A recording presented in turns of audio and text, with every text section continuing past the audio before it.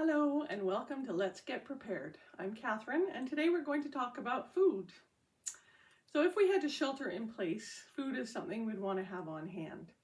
Although we wouldn't die of starvation as quickly as we might die of dehydration, it's still a good idea to have food on hand. I don't know if you've ever tried fasting for more than 24 hours or so, or if you've ever been around somebody who's hasn't eaten for a while. Tend to get a little bit cranky, and I think the word these days is hangry, and you might get a headache or feel lethargic. So food is a good idea to have around. We don't want to be in the middle of an emergency situation and having to deal with feeling weak or sick or and not having things to eat. So, with most of the emergency preparedness things that we've talked about so far today, or not today, but over the last few weeks, our governments have asked us to be prepared to take care of ourselves and our families for at least 72 hours. But when it comes to food, they're asking us to take care of ourselves for at least 14 days and have enough food on hand for that long, which I think makes sense. I mean, I don't know how it is for you, but I know I could probably live for just 72 hours on what I've got in my fridge and my pantry. So it's good to put a little bit more effort into that and try to have enough food for at least 14 days, and even more if you can. If you can store enough food for a month, great, do it. Or 3 months, whatever you can handle. Of course, it'll depend on where you live and how much space you have and your finances, but it's a good idea to store food, not just if we had to shelter in place, like if there was a snowstorm like those poor folks in California had recently, where they literally couldn't get out of their house. It's possible that things could be fine on your end in your town, but there could be floods or earthquakes or something that interrupt the food supply and the trucks that bring our food in. So, and we've all seen how quickly grocery stores can empty if there's an emergency situation or even a perceived emergency. Remember the toilet paper fiasco of 2020. So again, good idea to have food on hand. So it's also a good idea to store different types of food. We want, yes, things in our fridge, things in our freezer. If you've got like a half a side of beef in your freezer, that's great until the power goes out. Or maybe you like canning your own produce in glass jars, which is great until there's a tornado or an earthquake and your food storage ends up on the floor in broken bits of glass. So try to store a variety of food. Food in tin cans is great, or just packaged in plastic so that they're waterproof. There's a little saying that I've heard that I like. It says, store what you eat and eat what you store. So there's a couple of reasons for this. You want to store what you eat so that if you're in the middle of a situation, an emergency situation, you know that you like the food you've got on hand and you know that your body can handle it. The last thing you want in an emergency is to have all these cans of beans or whatever and to find out that you can't eat beans. Another reason to store what we eat is so that we can rotate it regularly. You know, you go to the grocery store, you buy some more, you put it at the back, you check the best before dates, and you eat what's at the front, and you just keep this rotating cycle.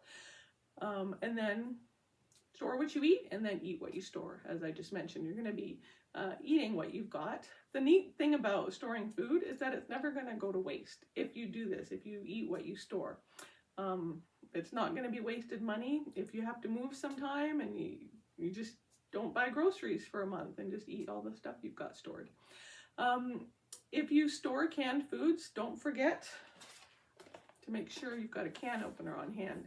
I like to have an extra one besides the one that I have that I normally use, and just to make sure I have a can opener. There are different size cans. There's the regular, pantry size cans. This is called a number 10 can. You can get food in bulk like this from various places. If you're interested to know where you can get food that comes in number 10 cans, let me know and I'll let you know. These are some ideas of some of the foods that we can store. I'm going to read it to make sure I don't miss anything. So canned beans, fish, and meat. Canned fruits and veggies. These are especially good because they've also got the fruit juice packed in with them. Canned soup with a box of crackers. Canned spaghetti and spaghetti sauce and some packages of pasta. Dehydrated or freeze-dried foods. Granola bars or protein bars, cookies, trail mix, nuts, raisins, prunes, cereal, along with some powdered milk or evaporated milk, rice, oats, or other grains, peanut butter, jam, syrup, honey, sugar, molasses, soy sauce, ketchup, mustard, things to put on the rice or the bread or crackers or anything you've got stored, salsa with corn or tortilla chips, baking ingredients such as flour, salt, yeast, oil, different kinds of beverages in cartons or cans, comfort food like chocolate or popcorn or whatever you like to eat, and anything else non-perishable that you like, that you'd like to have in your store. Now, of course, we hope that if we had to shelter in place, everything else would be working. We'd have power and we'd have, heat and we'd have water. And so we could just carry on as usual. We'd want to be able to bake things and cook things. But if any of those things were not working, then that's where it's a good idea to have, just canned things, granola bars, and ready to eat non-perishable food on hand. So where are you going to put all this food? Well, that depends where you live. If you've got a cold storage room in your basement with shelves, then you're lucky and that's an ideal situation. It's good to keep things cool, dry, out of direct sunlight. Like I said, I don't have a cold storage room in my house, so I've had to get creative over the years.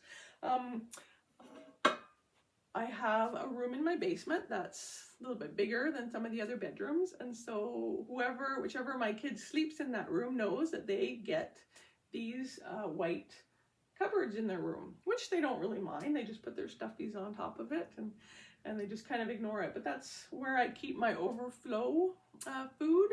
So when I go to the grocery store, I like to buy extras of some things. There's often deals if you buy multiples. So you buy 3 or 4 of something, it's cheaper than if you buy one of them. So I buy those multiples, or if something's on sale, I just buy a little bit extra than what I need that day, and then I put it in my overflow cupboards. If you do this for long enough, it gets to the point where you really don't have to buy food unless it's on sale again, because you've got this kind of home store that you can go to as you need it. Over the years, I have bought some food in number 10 cans, and if you buy 6 at a time, it's called a case, and it comes in cardboard boxes. So if you get a few cases, you can actually build some furniture out of the cases. And these are some of the things that we've done over the years. This is my favorite idea here. Behind my kids' beds, I stack 8 cases.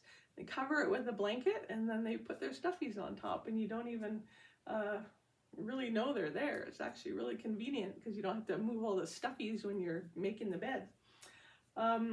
Another thing we got creative one time and made kind of a combination headboard and desk.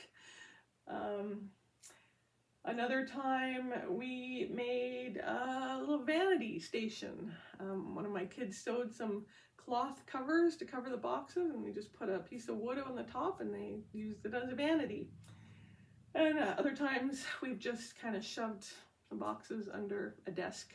So you can make end tables or whatever you want with these cases of food. So I think that about covers it for now. If you've got any questions, shoot me a message, make a comment below. And I hope you'll start thinking about storing some food to have on hand in an emergency. And we'll see you next time on Let's Get Prepared.